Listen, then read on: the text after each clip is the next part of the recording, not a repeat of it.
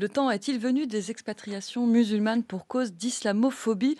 C'est en tout cas le phénomène qu'une enquête récente documente, et même s'il ne concerne qu'une infime minorité des musulmans de France, il dessine une façon de notre pays et un visage méconnu de la mondialisation. Bonjour Olivier Estevez. Bonjour. Vous êtes professeur à l'Université de Lille, spécialiste du monde anglophone. Vous venez de faire paraître au Seuil avec Julien Talpin et Alice Picard l'ouvrage La France, tu l'aimes, mais tu la quittes, sous-titre Enquête sur la diaspora française musulmane. Il faut commencer par dire que c'est un groupe très particulier que vous éclairez, des enfants d'immigrés qui ont très bien réussi scolairement, bien plus que la moyenne. Cette dynamique d'ascension sociale, c'est leur première caractéristique. Oui, sans doute. Alors, en fait, il faut savoir que 54 de nos enquêtés, ont un niveau de bac +5 au moins, ce qui contraste à la fois avec la population française prise dans son ensemble et puis avec, la composante, musulmane de la société française telle qu'elle peut être, par exemple, investiguée dans l'enquête, Trajectoire et origine de l'INED et de l'INSEE. Et le second point important pour caractériser ce groupe social, donc encore une fois que vous documentez, c'est la place que la religion occupe dans leur vie. De culture musulmane, avec des parents qui, pour la plupart, n'extériorisaient pas leurs pratiques religieuses. Il s'agit de personnes pour qui l'islam joue un rôle primordial et qui en ont une pratique très visible, notamment par le port de signes distinctifs.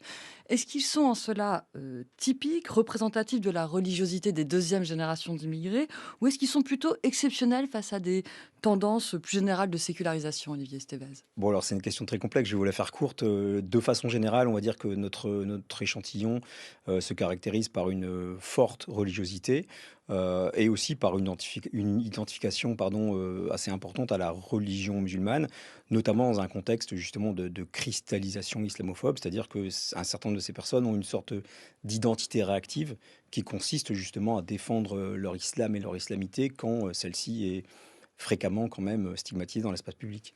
Oui, mais vous dites que c'est 74% de votre échantillon, donc montre que la religion est un vecteur important, voire primordial d'identification. Et c'est une donnée qui ne concerne que 30% de la population musulmane générale. Donc là encore, c'est très Oui, spécifique. tout à fait, tout à fait. C'est sans doute le deuxième caractère, saillant de notre échantillon d'enquêtés, le fait que ce sont des personnes qui, effectivement, ont fait de longues études et pour qui la religion est importante de manière générale. Et donc c'est dans ce contexte qu'ils font l'expérience ordinaire des préjugés xénophobes, du racisme auquel n'échappent pas les institutions publiques dans les témoignages que vous citez. Les femmes qui portent un voile sont tout particulièrement ciblées. Pour une partie de la communauté nationale, le voile, analysez-vous, est vécu comme un affront républicain, une féminité hérétique. Est-ce que vous pouvez nous l'expliquer? Oui, alors j'aime bien votre utilisation du terme républicain, c'est-à-dire que, bon, depuis, quelques années, voire quelques décennies, on a affaire effectivement à l'exacerbation de passions républicaines ou laïcistes autour du voile. Il faut savoir, vous le savez sans doute vous-même, que la première affaire du voile en France, c'est quand même dans un collège de Creil en 1989, donc on est 35 ans après.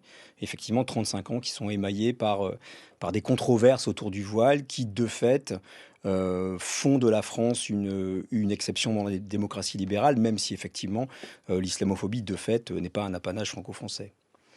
Et du coup, comment ce voile est perçu? Enfin, pourquoi c'est spécialement un point de cristallisation? Parce que ce que vous dites, c'est, on a des personnes qui ont une identité qui vient du rejet qu'elles subissent et en même temps, vous décrivez un cercle vicieux puisque du fait de cette identité, très très marquée dans l'espace public, qui vient parfois contrevenir à la loi, en ce qui me concerne le port du voile, l'islamophobie grandit. Donc Oui, qui vient contrevenir à la loi, avec aussi cette idée que, bon, si on prend, par exemple, la loi de 2004, hein, qui, de fait, a clarifié la situation dans les écoles, a aussi, créé un flou, assez, délétère, en dehors, effectivement, des écoles, où, nous, on recueille dans notre livre, hein, des témoignages de personnes qui, de fait, ont été interdites de porter un hijab, sur le lieu de travail, dans des circonstances qui, de fait, sont illégales. Enfin, donc ça, c'est un autre élément qui est important.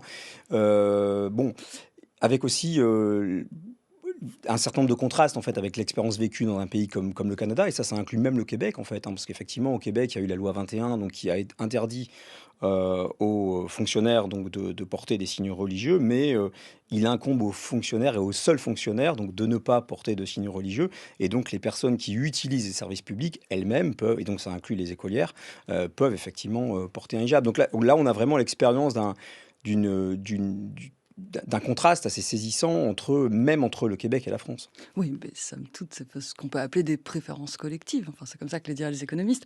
Ce qui ressort beaucoup des témoignages de votre ouvrage, Olivier Estevez, c'est que bien au-delà des comportements des individus, qui sont souvent des micro-agressions, on a un poids du climat politique. Et là, les médias sont particulièrement visés. Oui, tout à fait. Alors, ce qui revient vraiment très, très souvent, c'est, les médias, les chaînes d'infos, voilà, les chaînes d'infos en continu, un certain nombre de journaux, un certain nombre de journalistes, d'éditorialistes chez des personnes donc qui sont nées en France, hein, ça, c'est un fait qu'il faut marteler. Les personnes qu'on a interrogées, pour l'écrasante majorité d'entre elles, sont nées en France et sont donc de fait françaises, et qui se sentent donc effectivement systématiquement rappelées à leur altérité, au travers de la répétition de ces discours-là.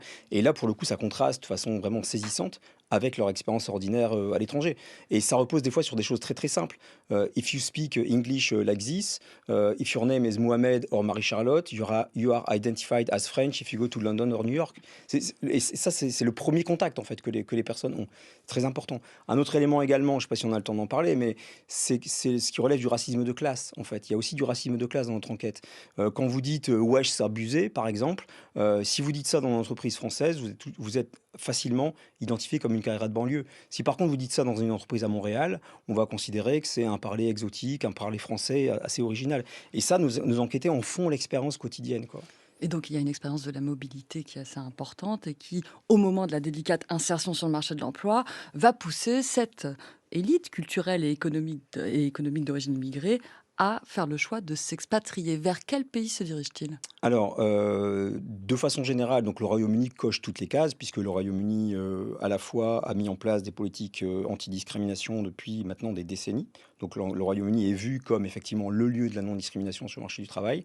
Le marché du travail britannique est vu comme très dynamique et la proximité géographique avec la France qui est centrale parce que quantité de nos enquêtés sont très proches de leur famille, donc elles peuvent y revenir assez facilement.